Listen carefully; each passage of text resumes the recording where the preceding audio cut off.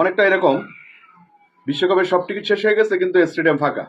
তাণ্ডব তাণ্ডব দেখলাম।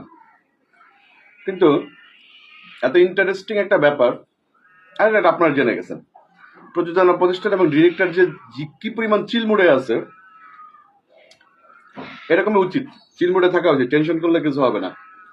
যেমন প্রযোজনা প্রতিষ্ঠান এবং ডিরেক্টরের তরফ থেকে আগামী 4-5 দিন, এক সপ্তাহ টিকিট সোল্ড আউট দেখাচ্ছে সিনেপ্লেক্সে। আমাদের মিডিয়া রিলেটেড অনেক ছেলে এবং মেয়ে গেছে, দেখলাম যে সিনেমা চলার সময় ভিডিও দিল, তো ওইখানে এত লোকজন দেখলাম না। ওই অনেকটা এরকম বিশ্বকাপের সব টিকিট শেষ হয়ে গেছে কিন্তু স্টেডিয়াম ফাঁকা। জানি না ভিতরের গোমরটা আসলে জানি না, কারণ ডিরেক্টর প্রডিউসার বলতেছে যে আগামী 3-4 দিনে কোনো টিকিটই নাই সিনেপ্লেক্সে। সেখানে সিনেমা দেখতেছে আর্টিস্ট বা সাধারণ পাবলিক, হলের বেশিরভাগ সিট হচ্ছে ফাঁকা, একদম ঠিক ওই ফুটবল বা ক্রিকেটের মতো, টিকিট সব শেষ কিন্তু স্টেডিয়াম ফাঁকা। আমার এটা মাথায় ধরলো না। কারণ সবসময় দেখি যে ডিরেক্টর প্রডিউসাররা হলো হলে ডাকে যে ভাই আসেন, ওনাদের ইয়েটা হয়তো ভিন্ন, মানে পলিসিটা হয়তো ভিন্ন। ওনারা হয়তো পাবলিক রে বোঝাচ্ছে যে ভাই হলে আসলে প্রচুর লোক। বাস্তবতা আমি দেখছি এটা সিঙ্গেল স্ক্রিনে স্বাভাবিকভাবে একটু কম হবে, মধুমিতার মতো একটা বড় জায়গা, এটা স্বাভাবিক, এটা ওইভাবে হবে না, এটা নিয়ে লাফালাফি করার কিছু নেই।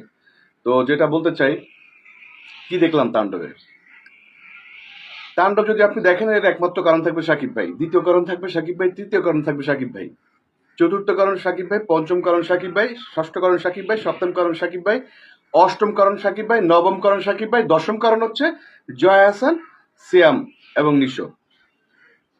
দশম কারণ বলবেন তাহলে আরো অনেক অনেক আর্টিস্ট অভিনয় করছে না? করছে, আফজাল সাহেব করছে, ডাক্তার রেজাজ করছে, ফজলুর রহমান বাবু করছে, গাজী ডাকাত সাহেব করছে,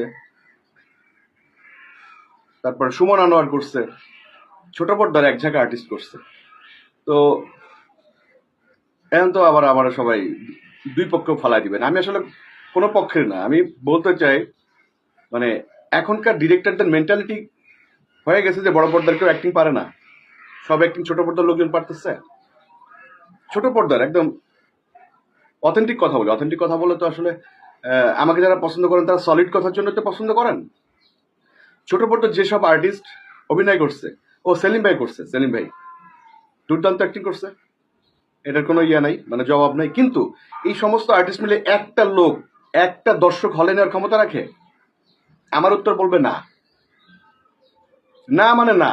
কিন্তু একজন বড় পর্দার মিশা সওদাগরের জন্য 50টা লোক যাবে, আমি ক্ষুদ্র মানুষ, একজন লোক হলে যাবে, আমার জন্য যাবে। জাহিদ কি করছে দেখি, দাঁড়ায় আছে দেখি কি করছে একটু দেখি। কিন্তু ওনারা নিজেরাই তো 20-25 বছর থেকে সিনেমা দেখে না, বেসিক্যালি ছোট পর্দার লোক। বলবেন বিভাজন তো সাকিব ভাই বলছে, ছোট পর্দা বড় পর্দা উপর কোনো লাভ নেই। কিন্তু কথা হলো মেন্টালিটি এমন হয়ে যাবে কেন যে সব ছোট পর্দার আর্টিস্টই অ্যাক্টিং পারে, বড় পর্দার কেউ বুঝে না আর্টিস্ট। বেশ লাস্ট কয়েকটা ছবিতে দেখলাম। আর আমার চিন্তাধারা একটু অন্যরকম। যেমন আফজাল ভাই অভিনয় করছে, উনি কিন্তু একটা কথা বলছে যে আমি কিন্তু দেখি নাই কে এই ছবির হিরো, আমি কিন্তু না জেনে অভিনয় করছি। আপনারা যারা খুব লিজেন্ডারি যারা আছে ওনাদের তো অবশ্যই রেসপেক্ট, কিন্তু আছে না যে হচ্ছে ফেরেস্তা ভাবে, আমি আবার ওই গ্রুপের না। যে ঘুমায়, যার বাচ্চা হয়, যে বাথরুমে যায়, যে গোসল করে, তাকে আমি মানুষই মনে করি। আমার মনে হয় না আফজাল ভাই হিরো না জেনে অ্যাক্টিং করছে, এই সিনেমার হিরোকে এটা না জেনে অ্যাক্টিং করছে। এবং আফজাল ভাই এখানে কোনো এক্সক্লুসিভ কোনো ক্যারেক্টার করে না, এটা এই ক্যারেক্টার বাংলাদেশে করার মতো মিনিমাম 50 জন আর্টিস্ট আছে। ও তারেক আনাম খান আছে, ছোট বড় শক্তিশালী অভিনেতারা সবাই আছে। কিন্তু আরেকটা মেন্টালিটি, মানে আরেকটা টেন্ডেন্সি আমাদের ডিরেক্টরদের, যে ইয়াং পোলাপান মনে হয় এই ক্যারেক্টার গুলো পারে না। এই সৎ সাহস নাই আপনাদের।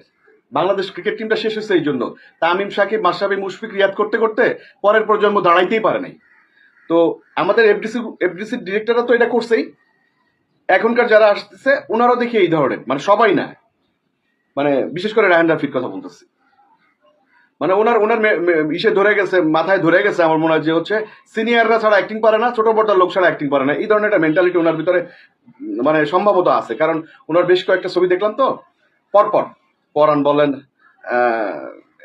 তারপরে হচ্ছে পোড়ামন্টু বলেন, তারপরে হচ্ছে এই তুফান বলেন, এই যে তাণ্ডব বলেন, প্রত্যেকটা দেখলাম এই একই ধরনের মেন্টালিটি।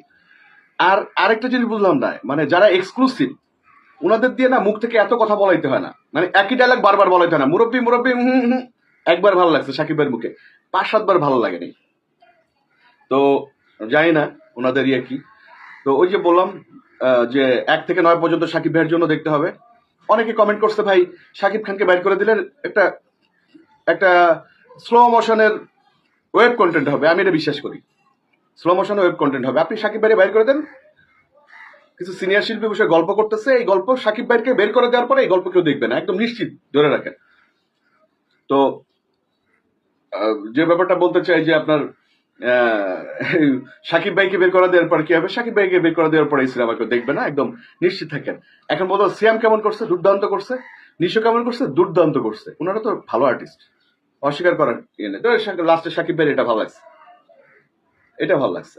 আমাদের শানু ভাই, বড় পর্দার শানু ভাই আছে, শানু ভাইয়ের ব্যাপারে সবাই বলতেছে যে ভাই সিনেমার লোক তো একজন আছে।